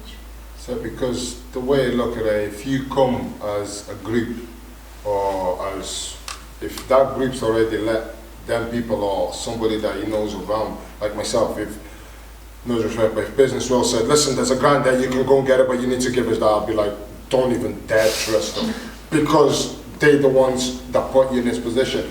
Do you know, so when people say to me grants, I'm like, what are they, what do I need to do? So it's like, as much as I do need it, because the main thing I need to expand is maybe the money, do you know, to just an investor, but then I think, since I've had people phone me up and they're like, even Chevron, you know, they come to me and said, we're ready to invest in you. But then it's like that fear of, wait a minute, they've come to invest in me on something that, for me, is a hustle, you know, it's something I'm putting everything to. So what is their interest? What are they actually approaching me and why are they on my line with this much interest? What are they got to give? They must be getting something for them to approach me. So if you get like, if a company just messages me now saying, listen, we got this to give you, 100% I wouldn't believe it. I'll look at it and I think, what do you mean they get? But if you like approached me and you spoke to me, listen, do you know you can get this? Like I come and speak to Peter and I'm like, yeah, put me forward. Do you know what I mean? Yeah, put me forward, you know, because I am interested. I definitely don't know I could get them things, but I also wouldn't go into the companies and ask. Maybe if I knew you work in a company, I'd rather come to you and say, can you help me? Then go there and just walk in and say, listen, I'm here to try and get this information, because it's a bit hard, you know, for somebody to just walk in and find out. But yeah, if you go out to them and maybe try and find them, do you know what I mean? If he's try and do a better thing and engage with them without putting a book straight on top of them like, oh, listen, I'm here to give you this, because like me, people like myself, like coming from where you come from, I don't believe no one in the world should give you nothing. Do you know? So there's always something that you gotta give back. So this is why when investors phone me up and said, I've got 15 to 20 grand or £5,000 a year, I was like, I haven't got £5 to give you back if I fail, so why am I going to take it? Yeah, but they're not giving to us, even though we are applying. We don't see a penny out of it. You know we what have I mean? to But pay this is everyone it. else, It's like, but it doesn't pay salaries, and that is a problem. And like CLPW, for instance, we are at that stage that we've done everything you ask us for, everything. Now we want to move forward. We want to do our own thing. We want to go for bigger funding so we can recruit and give some jobs to our communities, you know, with the things that we want to do. I want to be paid by CLPW. I've never been paid by CLPW. That's why I have to have 300 jobs to pay my rent and to buy food and, you know, the things that we have to do. But what I really wanted to do is to have a full-time job doing what we want to do, you know, helping our communities to grow, to develop in education, in the arts, in the housing, in blah, blah, because every day there's so much things to do. And I'm not talking just about the Portuguese community, I'm saying more today because that's the community I know best, but all the other community groups have exactly the same issues, exactly the same. So it's just actually a way of open the minds. Stop offering us the £500. We're fed up with the £500. You know, because it's great. We can do one event, but it's gone. We want to be sustainable. We want to be able to do this every time. We want to do without having to be knocking everywhere, £500, so I can have enough to bring some artists from other places to, you know, the simple, that's it. Like I say to myself, I sit there today and still feel that way. Like I wanted to do projects. I didn't, like now I run a clothing brand, so I am actually busy running a clothing brand. When I actually just wanted to do this as living, I wasn't accepted to do it. But now you all want so much out of me, you forgot that I do this. Do you know what I mean? I've actually found my base now. You're still searching. I found myself. Do you know what I mean? So it's like I was there searching with you and trying to swim with you, and you didn't want to find a boat. So I found my boat now. You're going to have to work around my boat because I'm on my own wave. Like, do you know what I'm saying? So it's really hard when they just approach you with something to give, because you're intentionally going to think like I was in a seat with people that was looking for something to get, and no one gave us nothing. So why are you just going to come to me now? Go to the sea and find the ones that need. Like, do you know what I mean? It's deep, but it is the truth. You just get really scared to approach anybody. Do you know what I mean? Like myself, if somebody said to me, "I'll do this and I'll give you this money," that would have been the last thing I trust at the moment. I'd rather say, "Listen, I invest, and then if they want to pay me, they pay me. If they don't," but in my head is, if they don't, they're not gonna. I'm never gonna count that they're gonna do it, because, like you said, if it's not your parents, for me or my family, no one's ever done anything to me. So yeah. I've had to go and grab it myself. Very, very powerful. Yeah. Any other points or comments, questions? I think I would like just to add, because I had an experience with Wrexham African community when we tried to open a bank account. It was so difficult, especially because my passport was Portuguese. It was okay and accept straight away, but other members, they get so struggling, you know, just to prove, you know, what kind of document they've got, because they show it, but in the bank they don't understand. They say, what kind of visa is this? You know, so I think it's lack of understanding about, you know, the visas, and, you know, so the person needs to explain, oh, this is indefinite leave to remain, so they need to check if it's acceptable or not. So, you know, the process took a long time. Yeah, it took me 9 months. The same amount of time it takes to make a human. You could have a baby or two. They were twins and waiting. So there are actually some very concrete barriers that could be addressed quite, I don't mean simply, but relatively easily. But others are far more cultural, that need a lot more work.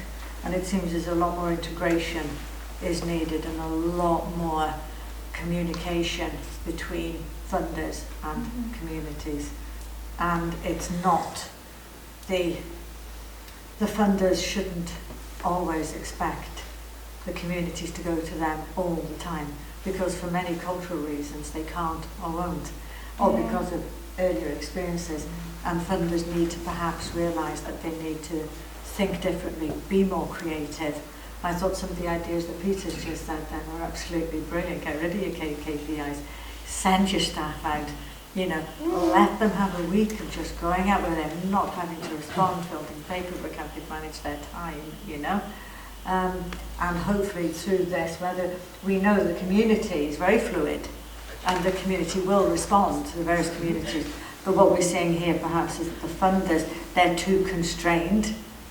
Again, I can understand why, because they have their superiors looking after them, how you're managing your time, where's this money being spent, da-di-da.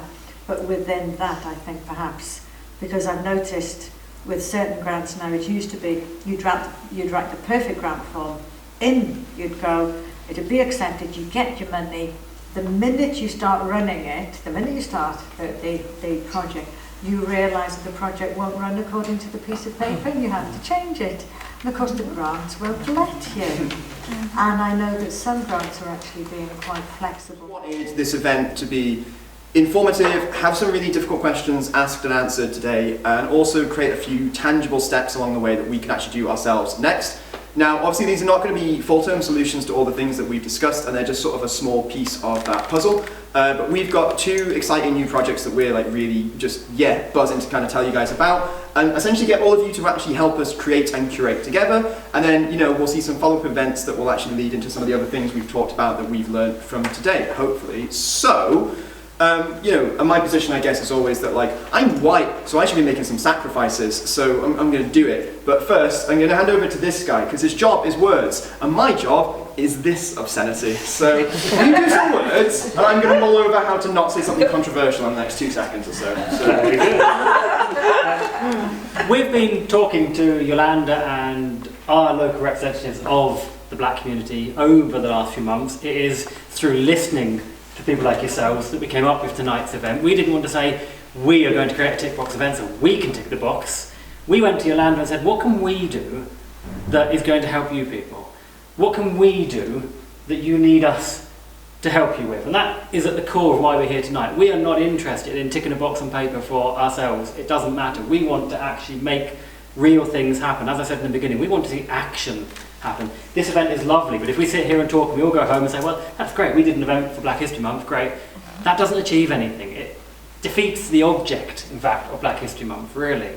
And obviously Black History Month has moved into Wales, certainly Black History 365, which is brilliant, and that means really embracing the idea that it's an ongoing thing, it's something that should be part of our daily life, not just something where we do every year, yes, brilliant, we celebrated it and now we can just put it to bed and leave it alone and carry on with our lives, feeling that we have all been wonderfully diverse and done all that. And that's a real problem, I think, especially from our side of the table where it's easy for us to do that. With this in mind, we have sat down, we have looked at some of the issues that we've heard today discussed very eloquently. What we want to do is announce the formation of a fund for the coloured community, and forgive me if that's the wrong word, because as we say, we want to be one ultimately, but we're identifying that people in your community have this huge barrier. So we want a fund for your community, but more than that, we want it to be run by members of your community. We want it to be administered by representatives of your community. Our idea is for a fund that is supported by direct funding from local businesses, and the aim is to provide accessible financial support but also business support from people like yourself who've been there and done it and seen what it takes to build a business as an entrepreneur, and to provide that support to individuals who wish to develop projects. We'd like to support 3 strands of projects. The first is community, so projects that directly support the community. Enterprise, people like Rucha, who want to build a business, who want to go into entrepreneurship, but have not had access to that. And also creative, because creative, of course, kind of connects all the dots in a way. Without creativity, we don't have entrepreneurship. Without creativity, we don't really have a community like this. So all 3 strands on their own are really important areas for us to be able to have that support. But also, even more important, something that Yolanda's mentioned, is the competition sometimes. Should I have it? Should you have it? You have had it before. I'm not giving it to you. You're doing something I want to do. What we really want is to foster collaboration. So what we'd really like to see is a fund that supports collaborative ventures that actually span more than just one strand, but maybe bring in people from different strands to work together and really deliver. That's how I agree. Like collaborating with different small businesses. So like at the start I used to go and like see a business, get it, their logo, get a t-shirt on AML and said, listen, this is, would you mind wearing this for like 2-3 weeks for your outfit or uniform or whatever? And that's how many people from different business started like approaching and buying our clothes. So that is a fab idea, collaborations. I think something else that we've covered a lot today is as well, money is great, but you need sometimes support, and that's for anybody doing business. You need somebody to tell you, I've been there, I've done it, I've seen it firsthand, I've learned, I've made the mistakes, I've failed, and I can help you not to fail. So in addition to finance, we want to also offer mentoring. And this comes in the form of one-to-one sessions, group workshops, internships with enterprises that are in a position to give and share knowledge, and this is where I hand back over to you, Pete, a dedicated startup club here at Town Square. Pete, tell me more. Yeah, tell you what, you printed out those words for me and I haven't read them. So, here, normally, I've got this thing called Startup Club. It's an 8-week program that anyone can sort of approach. So, Dave in the background there, who's at Lions Entertainment, a hip-hop company, for example, you know, anything from that, from hip-hop companies to finance companies to clothing companies, they come and they usually get 8 weeks training of like the building blocks of business, you know, so like week 1 business plan, week 2 accounting, week 3 social media, blah blah blah blah blah. And what we were talking about with Yolanda was, well, exactly what's been sort of touched upon today, how do we curate that to make sure that it's not just a tick box exercise? So I'm taking all of the Welsh Government's money, because it's what I like to do, I'm sort of like a rubbish Robin Hood, and we're going to use it from the thing called Participation Fund, to create a bespoke course for different elements of the community. So if you're Portuguese speaking, we're going to get a Portuguese startup club, we can have translators in the room, we can have the documents translated into different languages, we can have the learning resources translated. We're going to put that on into 4-week bespoke courses, and we want you lot to help us make those basically. So if you know a bunch of people who don't speak English first language, but they've got great ideas, come to me, tell me what we need, tell me the subjects we need the most, and we're going to aim to get the first one hopefully end of November, and we're going to roll them on continuously every sort of 8 to 10 weeks throughout the rest of 2022, pending no more apocalypses. If there is an apocalypse, I don't know, we'll see what happens. Now I'm going to hand back to you to tell them exciting stuff that we're doing in relation to the fund, because money is good, as you Money said. is good, money is helpful. As we are, there are funds available. There are some limited funds available, there are funds that are hard to access. We want to create a fund that is accessible, that is administered within your community, for that community. But a fund on paper doesn't mean anything. The fund actually needs to have cold, hard cash at the end of the day. So what we have done is we have decided to bring tonight to a close with some pledges. The first pledge, myself on behalf of Motivate Me, the organisation that I run, we are really, really delighted to be able to pledge £250 towards the fund that we are creating for tonight.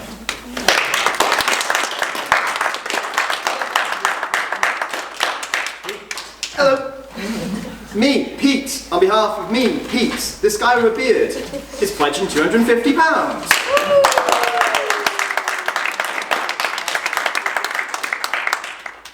I'm also delighted to announce that another Welsh organisation has also pledged £250 to the fund, a company called Motorsafe Innovations.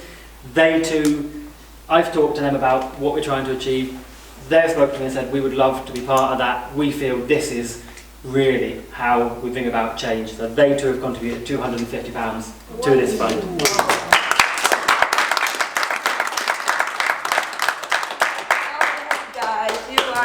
So, it's not going to stop there though. So the idea of having you all in the room was, obviously, it's not sort of live yet. We're going to be working with Yolanda and everyone else to build it and make sure that all these things are in place, like we said, about accessibility, making sure there aren't gatekeepers in place, that we're distributing it evenly. But if anyone else wants to get involved, if you here represent a really rich person or a really rich company, or a really poor person with a big heart, we'd love to hear from you. The fund will eventually be open for anyone to donate any amount to, and the idea being that eventually, once we get through a couple of months, a couple of years, that fund will become autonomous and people like myself and Alan can step away and the communities can run it for themselves, removing all said gatekeepers and restrictions that we've talked about. So we're going to be putting more information out through all of our various channels. I'm not going to do that pitch now because, but we will get in touch with all of you because we've got your contact details and stuff. And yeah, it's going to be really exciting, I think, to see where this goes and what projects come out from it because we've already seen, well, what an amazing room we've got. Say something eloquent and we'll go home or we'll drink that wine. Look at that amazing food on the table there that needs to be eaten. Go and get yourself a taste of culture and enjoy. And thank you to the panel thank for you your time guys, tonight. and Lara as well, and all the Business Hub team. I think you guys are... Make noise!